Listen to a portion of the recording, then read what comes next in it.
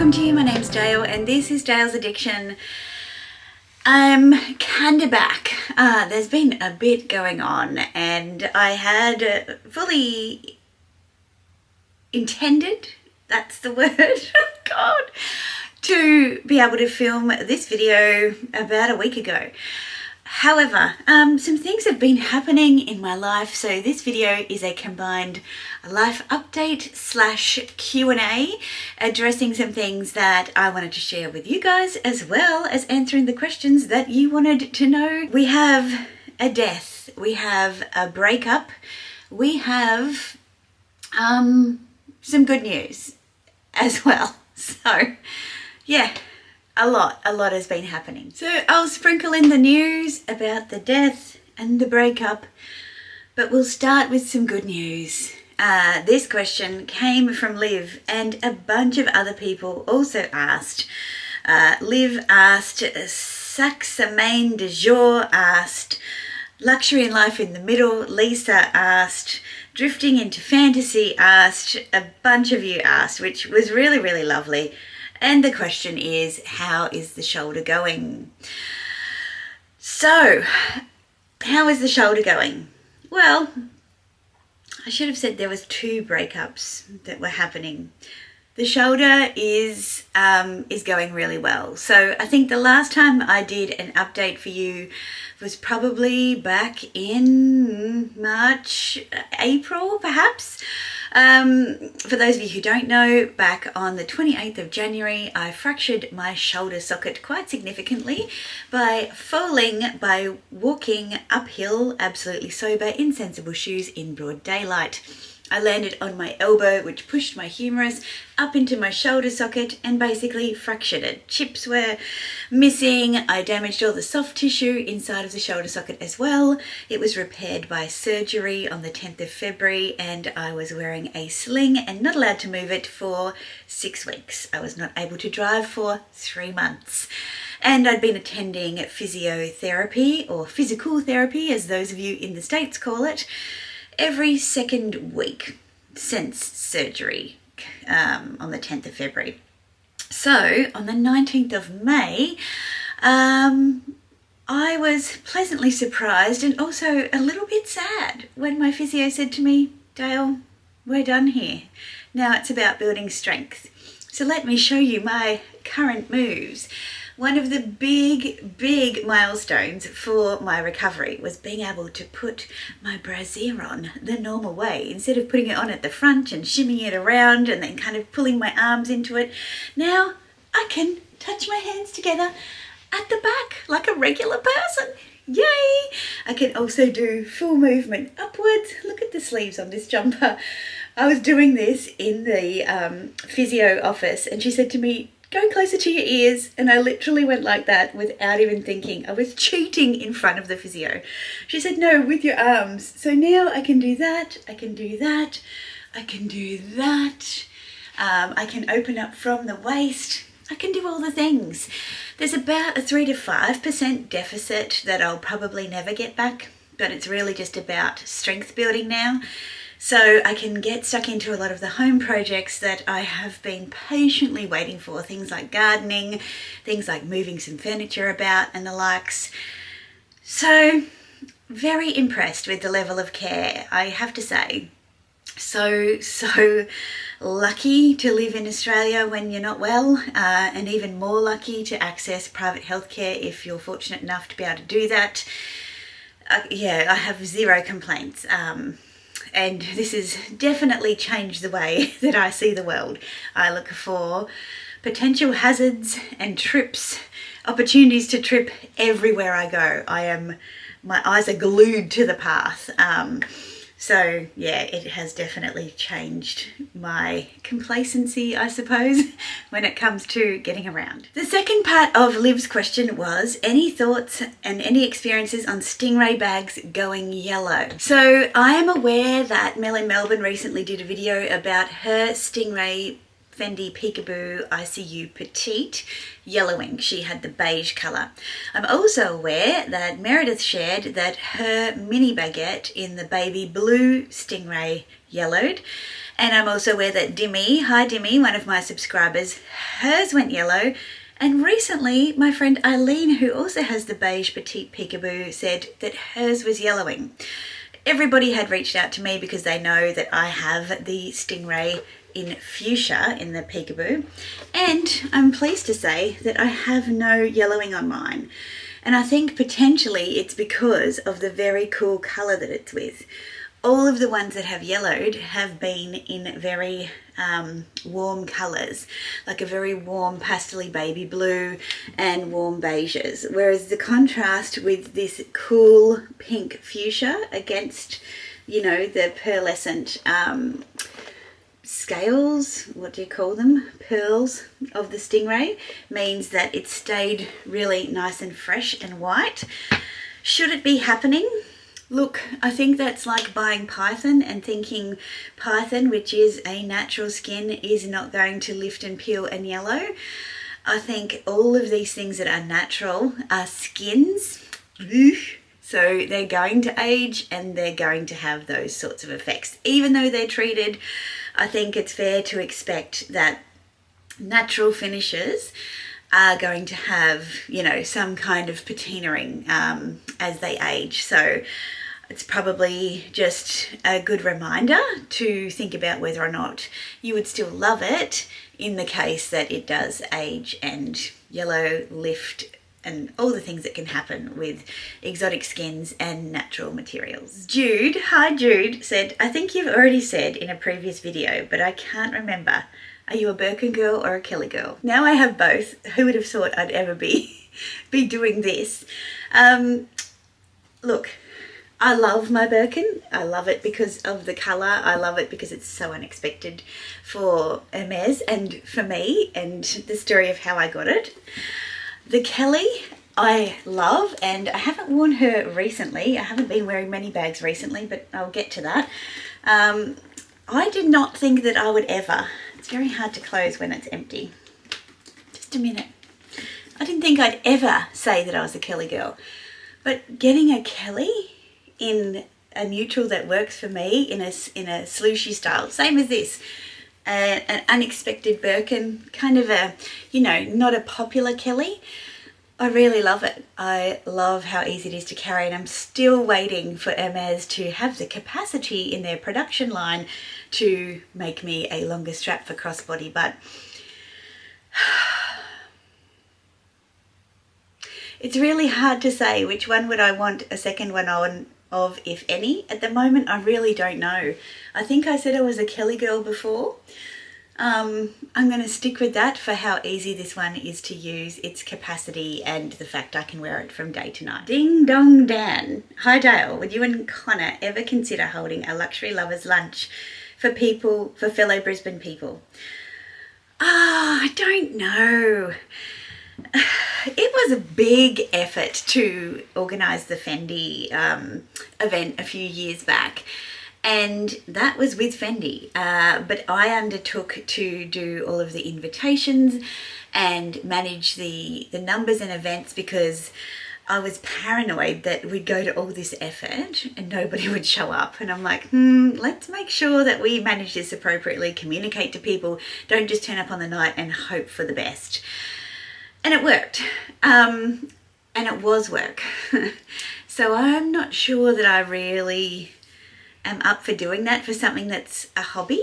To find somewhere that can take a bunch of people, to take prepayments, to have, you know, catered food and dietary requirements, like, it's a big deal. It's probably one of those things where potentially it could work down at, say, the Howard Smith Wharves, where you don't have to reserve tables. You can just say, we're going to be there between 12 and 2, come along. You can order for yourself off of the QR codes on the tables, and that could work. If you're interested and you're in Brisbane or Queensland or Australia for that matter, if you would be keen to do something like that, hit me up in the comment section down below and we'll see. Next question from L_VLover33. Hey Jen, found perfect 20k AUD flooring same day as perfect lilac Birkin. offer. Which do you choose? For those of you who aren't aware, currently looking at decorating my home, I've got a whole section on that coming up in this update, so stay tuned. I will talk to you about that. If I found the perfect 20k flooring, I don't need to look at flooring here, so I guess on the basis of your question, or a lilac Birkin, I've actually seen the mauve pale Birkin and I don't like it. I think it's a little bit wishy-washy, a bit too pale for such a large bag. So I think neither. But let's say I did need flooring, I'd go for the flooring in a nice marble, honed marble. The second question from Drifting into Fantasy. Which luxury item, no handbag, is your favourite at the moment? Oh, that's a good question. Can't be a handbag. Which luxury item is my favourite at the moment? I've got to say it's probably going to be my Fred pieces generally. So my necklace, which I wear all the time, that I have not taken off since I bought it in Paris in December. I love it. It's just so nice to wear. It's so comfortable. And I'd been wearing my previous necklace combination, which was a Tiffany heart lock and a Bulgari ring, which I have here, for years and years and years. So I've got to say, I really love the wearability of Fred, and I also just love, love, love my corded bracelet. In fact, I've just come back from a trip away and it's packed up in here. Let me get it out. So this one I got, I think it's the medium-sized buckle with the pave diamonds, and I'm wearing, well, I've got it styled here with the khaki, and I love the contrast between that khaki green. Let me do this for you. And the beautiful fresh white gold. But then I also have all of these other options that I've showed you before. So I have the stainless steel cord, I have this gorgeous pink, which is the original pink, an emerald green, which was the original emerald green, and this gorgeous burgundy, which will actually work beautifully with my new winter nails. So I have to say, like, this is something that I can travel with, and I just take all of these and it gives me a totally different look every time. So yeah, Fred for the win. One thing that I haven't probably got as much wear out of is the little pinky ring that I purchased, which I'll pop on there, just because I keep forgetting that I've got it, but I absolutely love it. It's so cute. So I'll leave that on now and just try and remember to style it up. This one from Nali. Fendi items are at a lower price on Satire. What's your advice on when to buy them from store or from them, as in Satire? Oh, look, the only things that I've bought Fendi on Satire have been my Fendi blazer, which was from the men's section. So this one, which I actually have to wear. I haven't worn it for ages. Now the weather is cooler here. This is a perfect winter piece, so I will look at styling this one up a bit more. I bought my Fendi mint baguette from Satire. This one was in store at the time, and I think it was like $1,000 cheaper on Satire. Now, you might think this out of touch, but for a Napa leather baguette, which is a pretty simple kind of Fendi bag compared to a lot of my Fendi bags, I was happy to forego the luxury experience to save $1,000 on this one. If the difference is like $500 or a couple of $100, I'm not really keen. And back when I bought this one, Satire didn't have the best returns policy. And a lot of people were doubting the authenticity of pieces on Satire, and that was, I guess, made it a little bit risky, but I know baguettes, so I was comfortable to purchase this bag, and I had it double authenticated as well once I received it. I also purchased this Sunshine Shopper Tote from Net-a-Porter, which I saved about $1,000 on from retail current season, not today, but back when I purchased it, it was current season. So I'd say for me, if you know what size you are in a shoe style, I would totally buy off Satire. And I know that because I've purchased a lot of shoes from Fendi. So for me, shoes, Ready to wear, again, if you've got a similar style. So once you've got a blazer, you kind of know how they're going to fit in, say, a jacquard or like a silk blend, so you can be pretty confident in your sizing.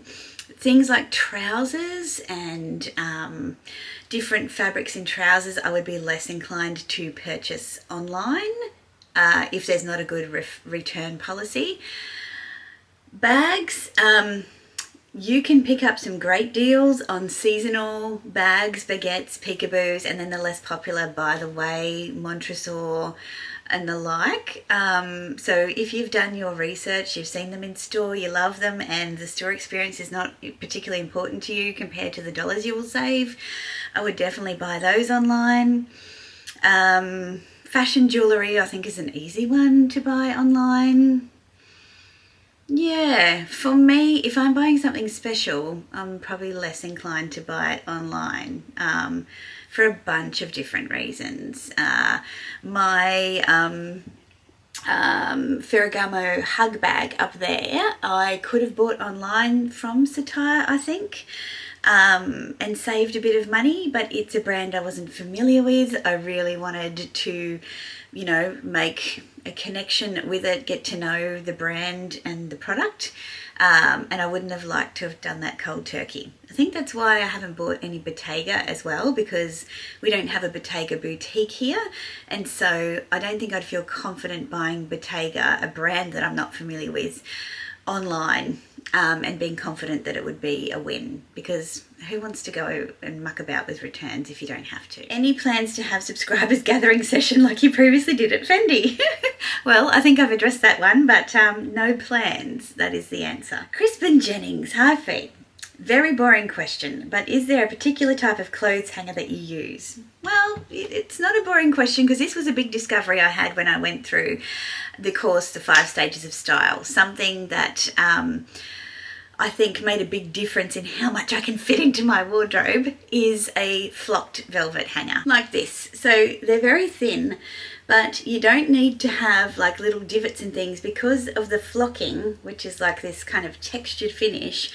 Something like a cami will stay on there. So I can do that.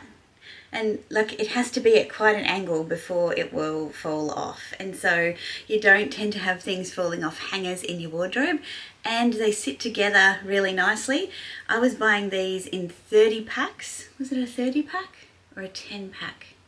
I can't remember, from our local hardware store, and I thought I had enough, and then I had to go back and get more. So both my wardrobe and Mr. Addiction's wardrobe are full of these, except where I've got brand hangers like this one, which is, you know, obviously got the big structural shoulder arms, so it keeps the jacket looking nice. But a flocked hanger, you cannot go wrong. Styled by Rudy. Hello, how are you, my dear? Well, this is a great question. Thank you, Rudy. And it probably opens up one of the big pieces of news that I wanted to share with you guys. I'm all right. I'm all right. The reason that I hadn't filmed for a little while is, sadly, but not surprisingly, my mid-90-year-old grandmother passed away after eating her dinner quite enthusiastically, by all reports, one weekend.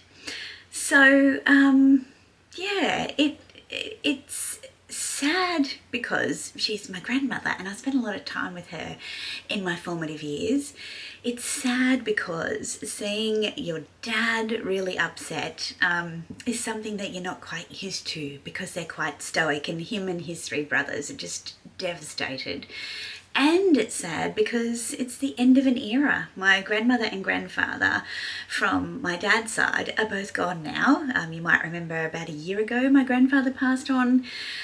And so it's kind of a big changing of the guard. It's a reshuffle within the whole family. And yeah, it's just a really, you know, it's a loss. It's a great grief. The good things that come out of it is reconnecting.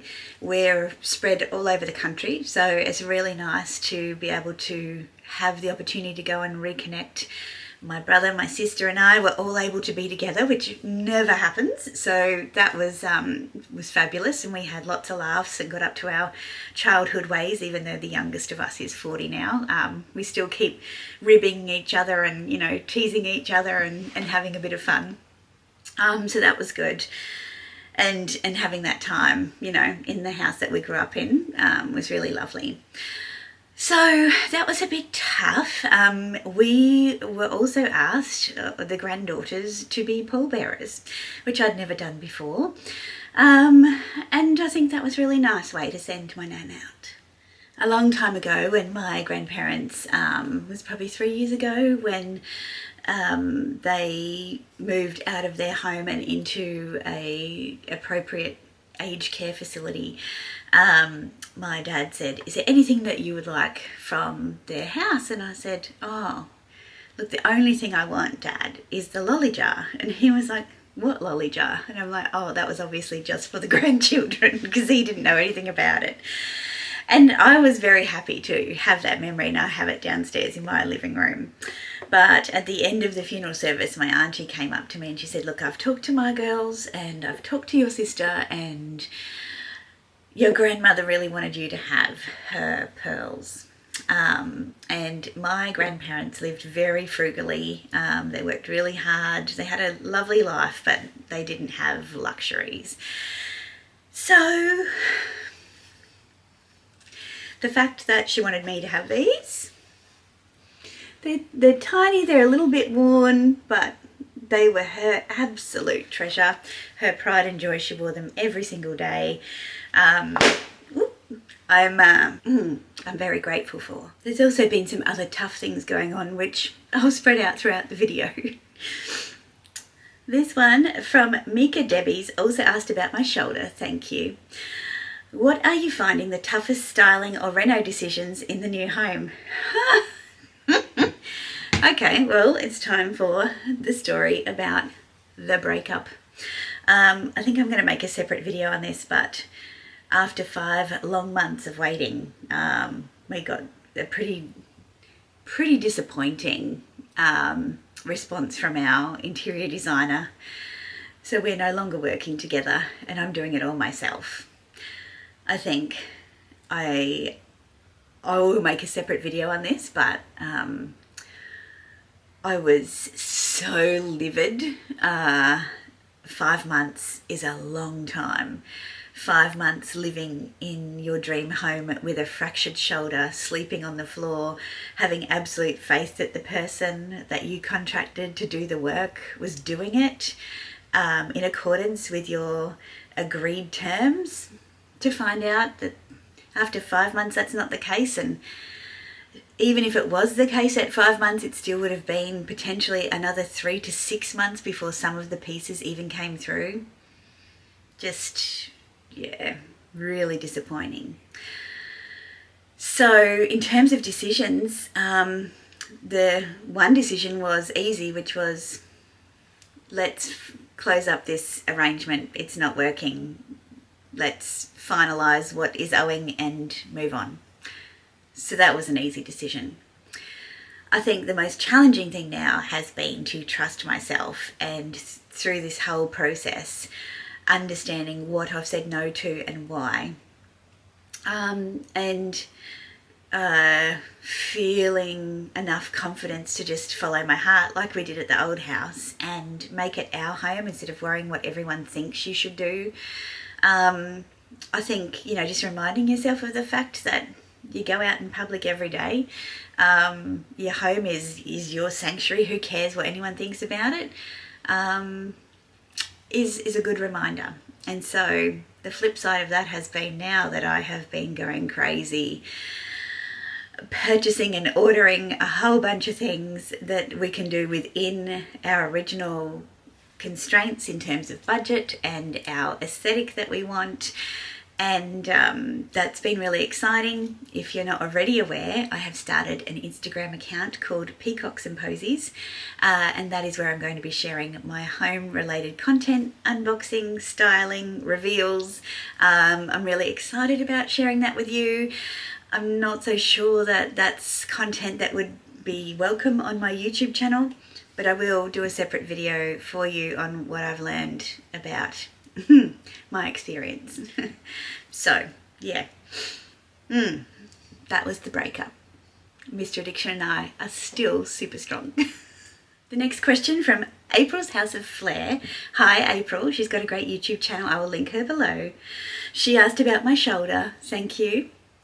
Authenticleaders.dk. Is there a video that you regret not making, and if so, why? Nope. This is a hobby for me, so no. No, I don't have any regrets on videos I have not made. Is there a video that you regret making, and if so, why? No. I think there's a process by which you plan a video, record a video, edit a video, then watch back the edit before you publish it. So if you're not sure by then, you probably, are never going to be sure. So no regrets. Gavin, was there ever a fad that you got caught up with and now cringe? Doesn't have to be fashion. Look, in my high school years, I crossed the line just ever so slightly between grunge and goth. I don't have a picture of it. I've been trying to find it. But a lot of black and really long nails. But instead of this burgundy colour, think about long black nails. I used to do my nails every 3 or 4 days because I hated chips. So she still had standards, but never had the goth emo / persona. But, loved a bit of crushed velvet. Form over function events. Hi Alicia, and happy 60th birthday. She's celebrating over in Europe at the moment. Do you want me to pick up the Roger V sandals in Paris for you? Photos incoming. #dealer.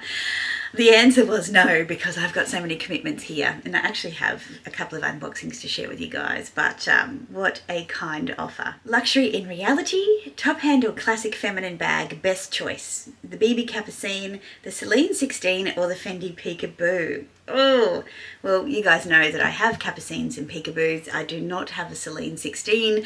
There is a reason for that. I find that bag probably way too conservative for me. When it comes to the Capucine and the Peekaboo, I think there are so many more options with a lot of personality which suits my wardrobe. So let me grab 2 of my faves. Louis Vuitton BB Capucine, Fendi Peekaboo ICU in the small size.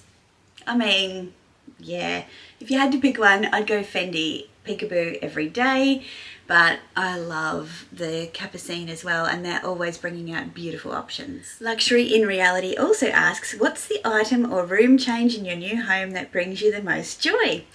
Well, if you want to know more about those things, you can follow me on my Instagram. I'll link it below, but it's Peacocks and Posies. And I bought a peacock from an antique store. It's taxidermied. It's beautiful. I will reveal it. I've named him Errol because after Errol Flynn. Also Tasmanian born actor, little camp. So Mr. Addiction is not the biggest fan of Errol. When I revealed Errol to him, he said, yuck. But trust me, he brings me a lot of joy, and he is going to be quite a sensation. I'm just not sure if he's going to go in the media room or the office. We'll see. And I need to keep Lulu away from him. Maria Cedars, what industry are you in? I don't need to know exactly what you do. Well, I'd prefer to tell you what I do than what industry I'm in, Maria. I work in the space of leadership development and culture primarily, but I lead a team at the moment which consists of talent acquisition. We do our early careers, so graduates in a range of fields, and then we do learning and capability for everybody across the organisation. We do leadership development, coaching, executive coaching, talent and succession, and we do work in the culture space as well for our organisation, which also means that we partner with our EDI division, so equity, diversity and inclusion. It's quite a huge portfolio, lots of diversity. I have a team of around 10 people, and I'm constantly collaborating with people right across the business, which you know, I often say to my team, we are very lucky. We get to do all of the sexy work. And yeah, I love it. The next question is from Tigress08. Have you always had your heart set on living in Brisbane? And if not, where? No, I was a bit of a nomadic person through my 20s. I moved a lot with my work, so it wasn't for any other reason, and really enjoyed going to places and meeting people that I wouldn't have chosen to go to if it hadn't been for the career opportunities. Brisbane was the only place that I chose to come, and that was off the back of spending a lot of time here for work trips, going to court and the like. And I'd extend my stays. I'd be down through the week and then I'd stay for the weekend, and just loved it. And so did Mr. Addiction, my husband, as well. And so we thought, why would we be spending all our time down here in hotels? Why not live here and travel back up north when we needed to? And so, yeah, we have never looked back. We love where we live. We're, you know, within 5 kilometres of the city, so it's a very livable space to be in. Good access to the city, the airport, the beautiful coastlines of Queensland. Yeah, it's like a 15-minute commute to work. Like, you cannot complain about that. We've got so many amenities here. People want to come and visit us here and stay. So, yeah, love Brisbane. There's nowhere else that I really thought that I might settle. Maybe Melbourne when I was younger. But, yeah, I'm very, very happy here in Brisbane. T for 2, how are you doing? I've answered that one, and thank you so much for always asking after me. We have lots of great chats on the Instagrams. Brody, Sarah, do you like my newest edition picture to follow? Sarah, my lovely friend in England, recently got a puppy named Waffles, and yes, I do love your new edition. And for someone who is such a neat freak and such a perfectionist, I think this puppy is going to give you a lot more confidence to buy some of those handbags that you might be putting off because you're too concerned about any damage to them. The next question, sass.day. What's next on your Hermes wish list? Are you still on the journey? It's a good question. Look, what's next on my wish list is the strap that I referred to earlier. I want that longer crossbody strap. And I still want to do the made-to-order shirt that I spoke about in my, was it in my Kelly video? Everything I bought to get my Kelly. I still really want to do that. So I'm staying in touch with my sales associate to ask what scarves I can choose from, rather than me get hooked on a design and they say, no, we're not offering the made-to-order shirt option with that particular scarf. So you need to have 5 scarves of the same design, same season available to purchase for your shirt to be made. So I guess the trick is going to continue to be finding the scarf that I like. And finally, Dawn, I hope you'll answer my questions that I asked you twice. Sorry, Dawn. You don't put them in the question box, and so I cannot remember to find them elsewhere. So let me see if I can find them. Okay, after some scrolling, I have found the questions. The first one, aren't you curious about who is watching your videos? You tell us a lot about yourself, but you know virtually nothing about your audience. Are there things you would like to know? I feel like I've got a good handle on most people who are watching my videos, because it's not just a YouTube relationship. There are a lot of people that I chat with on Instagram. I can't have ongoing conversations with everyone on Instagram as much as I would like to. I literally would spend my whole time on the phone, and that is not what I want to be doing. So it can be, I do find people share a lot about themselves because potentially they feel that they know me.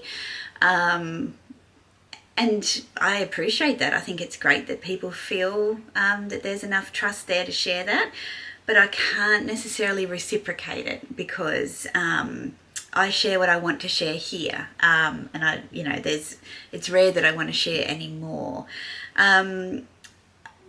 Through those connections and through the comments, I do get a lot of insight into the people that watch my videos. So there's nothing that I want to know that I don't know at this point. And your second question is, where in the world would you want to live if Australia didn't exist? Wow, if Australia didn't exist, goodness, where would I want to live?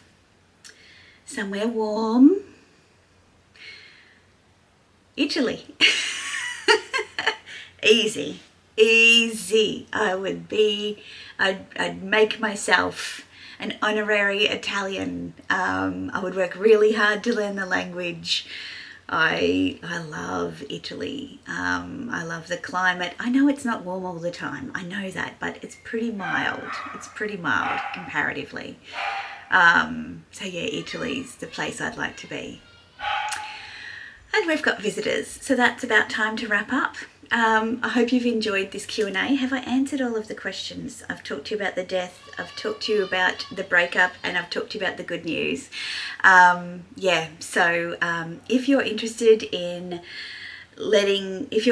in the home content video, let me know in the comment section down below. And additionally, if there's any other content that you'd be keen to see from me, let me know in the comment section. I mean, I love the interaction with you guys, so it's not that I'm necessarily being lazy and not coming up with ideas, because I have ideas, but it helps me to know if you're keen to engage with them at the other end. So yeah, please, if you haven't already, give this video a thumbs up, consider subscribing if you haven't already, and I look forward to seeing you in the next one.